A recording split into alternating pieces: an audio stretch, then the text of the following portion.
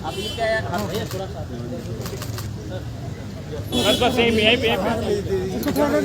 तेजस्वी जी सवाल एक ही है कि आज जो बस 1.5-2 मिनट रुक जाइए। साथियों, आज का दिन एक बहुत ऐतिहासिक दिन है।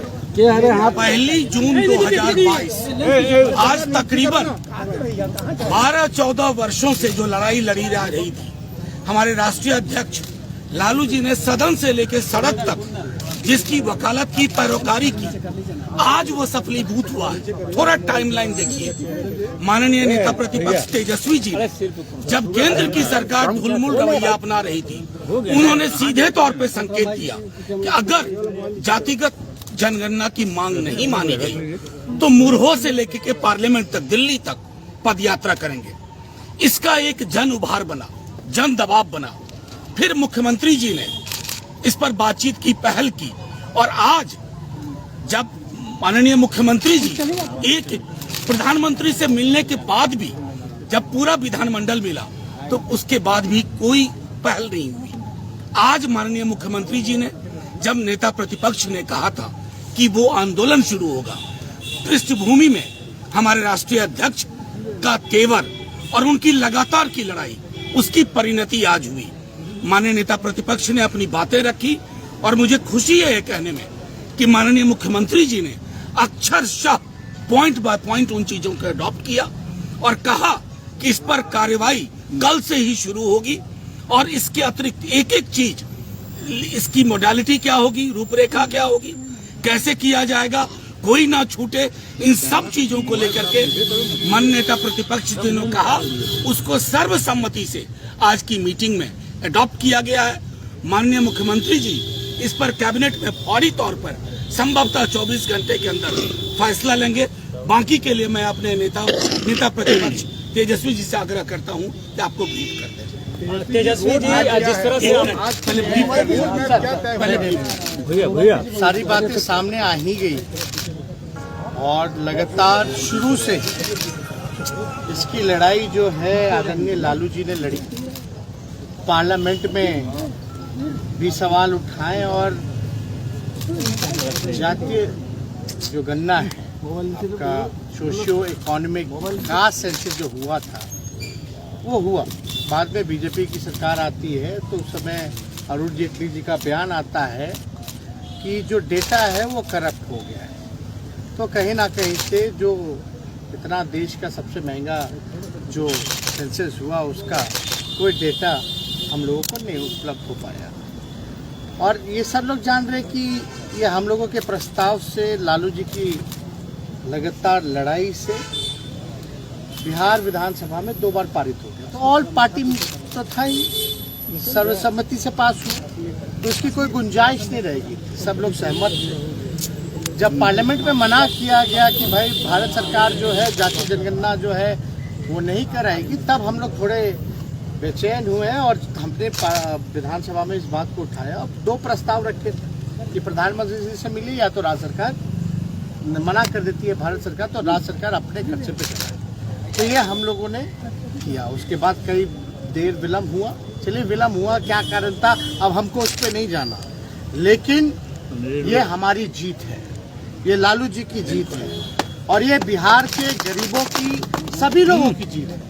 इससे पता चलेगा भाई कौन दिहाड़ी मजदूर है, कौन जो है माइग्रेट करके रहता है, कौन ढेला ढोता है, कौन ठेला ढोता है, कौन कचरा साफ करता है, कौन भूमिहीन है, कौन भीख मांगता है। इससे जो स्पष्ट पता चलेगा और काफी फायदा जो है इस चीज की होगी। आज भी हम लोगों ने सुझाव में हम लोगों ने सब कुछ रखा कि इसमें एंथ्रोपोलॉजिस्ट भी होने चाहिए, सोशल जो एंथ्रोपोलॉजिस्ट होते हैं, ताकि जो डेटा कलेक्ट करें तो उसमें सब चीज़ को कलेक्ट करके एक रूपरेखा जो है वो बताने का काम।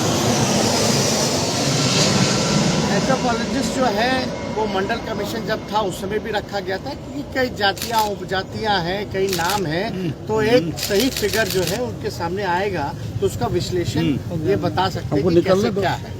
तो एक तो ये था, एक हम लोगों का था कि भाई जगह नहीं, ये लीगली कोई बाधा ना बने, तो इस पे भी क्योंकि दिखवा लेना चाहिए और उसकी शुरुआत करनी चाहिए, तो वो भी जो है बाधा दूर होगी।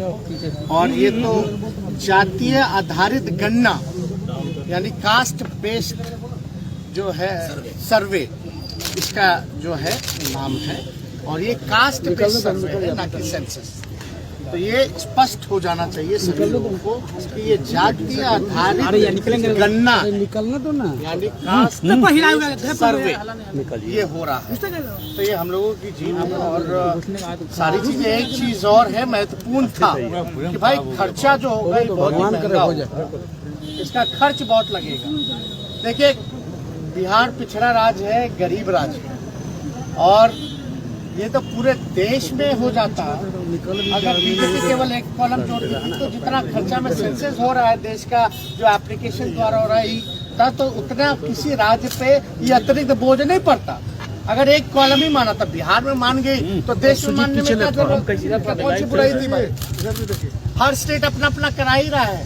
तो ऐसे जो कमजोर आर्थिक रूप से जो हमारी जो कमजोर स्टेट है, जो गरीब राज्य है, जो पिछड़ा राज्य है, तो हमने ये कहा कि भाई 40 में से 39 तो एनडीए के एमपी है, 40 में से 39 जब एनडीए की एमपी है, यहाँ भाजपा 4 ही है, हम लोगों की संख्या राज्यसभा में है और एक कांग्रेस के लोकसभा में है, तो हम लोग जो है इस बात को पार्लियामेंट में उठाएं और ये भी मांग करें कि भाई जो खर्चा जो होगा वो भारत सरकार व्यय करे।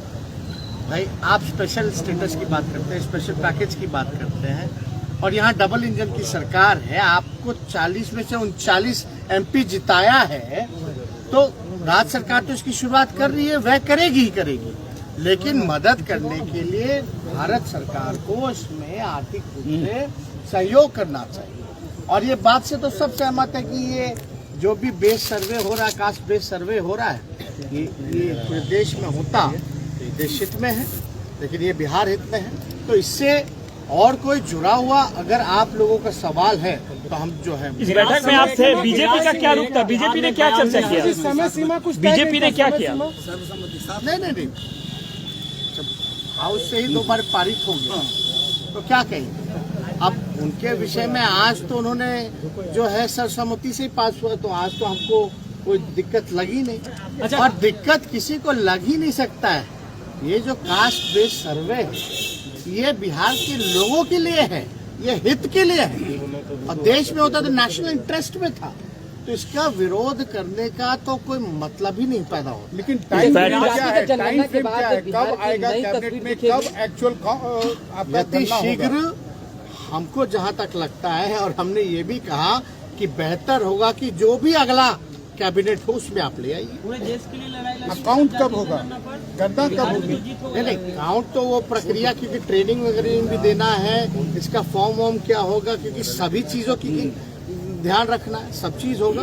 तो हमको जहाँ तक लगता है बीच में फ्लड भी आता है, हमको लगता है कि सबसे उपयुक्त समय तब है जब होना चाहिए, और हमको लगता है इस बात को भी हमने रखा, हमने इस बात को रखा कि जब सब लोग सहमत हैं तो अगले कैबिनेट में लाइए, और अगले कैबिनेट में लाते हैं तो नवंबर के महीने में इसकी गिनती कराइए, क्योंकि नवंबर के महीने में छठ होता है, दशहरा होता है, तो उस समय सभी जो बाहर जो बिहार के लोग रहते हैं वो लोग भी आ जाएंगे, और तब तक जो है इसकी तैयारी कर ली जाए कि कैसे हम ट्रेनिंग लोगों को देंगे, कैसे क्या योजना होगी, क्या प्रस्ताव होगा, ताकि पैसे की भी व्यवस्था करनी है, तो ये सारा व्यवस्था उसमें जातिगत जनगणना के बाद नए बिहार, डेवलप बिहार का एक तस्वीर दिखेगा। क्या देश स्तर पर, क्योंकि बहुत सारे मंडल कमीशन के कई सिफारिशें अभी भी पेंडिंग है। देखिए इसमें तो केवल आरक्षण की बात नहीं है, इसमें तो जो आर्थिक रूप से जो कमजोर, जो अंतिम पायदान पे जो व्यक्ति है उसको भी मुख्य धारा में आने का मौका मिलेगा। तो वो दिहाड़ी मजदूर कौन है हमको पता ही कौन जात के, भीख मांगने वाला कौन जात का है, नाला साफ करने वाला कौन जात का है, ठेला चलाने वाला, रिक्शा चलाने वाला कौन जात का है, तो हमको तो जानकारी होगी ना कि फलना जात के लिए, तो उसी लिए वो जानकारी जब तक नहीं होगी तो हम उसके लिए विशेष योजना बना ही नहीं पाएंगे। अब हमको पता चलेगा कि फलना जाति के लोग जो है, गरीबी हर जाति में है, लेकिन जाति है तो उस पे तो पता चलेगा, तब उसी हिसाब से लोग योजना बनाएगा। कटिहार में गिरिराज सिंह ने जातीय बैठक से पहले बयान दिया, शुरू होने से पहले हम लोगों का ये भी था कि जागरूकता के लिए चाहे सोशल मीडिया हो या प्रिंट मीडिया हो या आपका इलेक्ट्रॉनिक मीडिया हो, जो भी परंपरागत माध्यम रहे हैं एडवर्टीजमेंट के सरकार द्वारा, उसमें भी लोगों को प्रचार कराना चाहिए ताकि पता चले कि ये जो सर्वे हो रहा है, कास्ट बेस्ड सर्वे, इसमें क्या क्या फायदे लोगों को होंगे, तो इसका भी हम लोगों ने धन्यवाद धन्यवाद धन्यवाद। आराम से तार है, इसलिए आराम से तार हम छोड़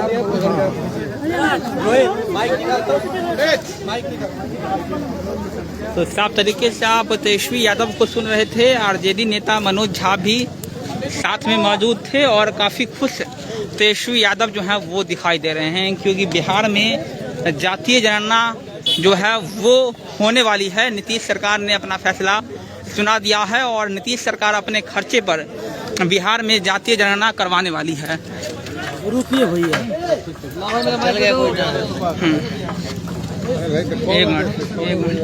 एक मिनट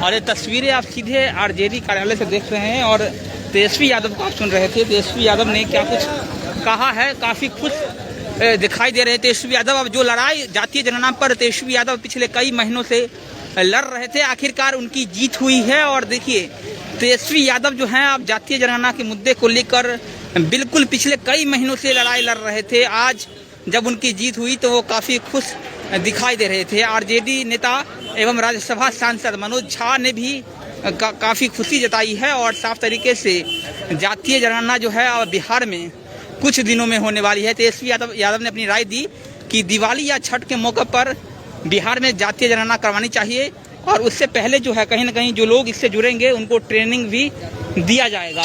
नीतीश कुमार जो है काफ़ी आज गहमा गहमी जब सीएम सचिवालय पर थी, सर्वदलीय बैठक नीतीश कुमार ने बुलाया था और तमाम पार्टी के तमाम दल के नेता जो हैं इस बैठक में मौजूद रहे और उसके बाद ये फैसला लिया गया कि बिहार में जातीय जनगणना जो है वो करवाई जाएगी। नीतीश सरकार अपने खर्चे पर बिहार में जातीय जनगणना करवाएगी और तमाम रूट मैप जो हैं इसके लिए तैयार किए जाएंगे। क्या कुछ रणनीति जो हैं वो भी बनाई जाएंगी और कुछ ही दिन में आपको इस बात का ऐलान कर दिया जाएगा कि कैसे बिहार में जातीय जनगणना को करवाया जाएगा।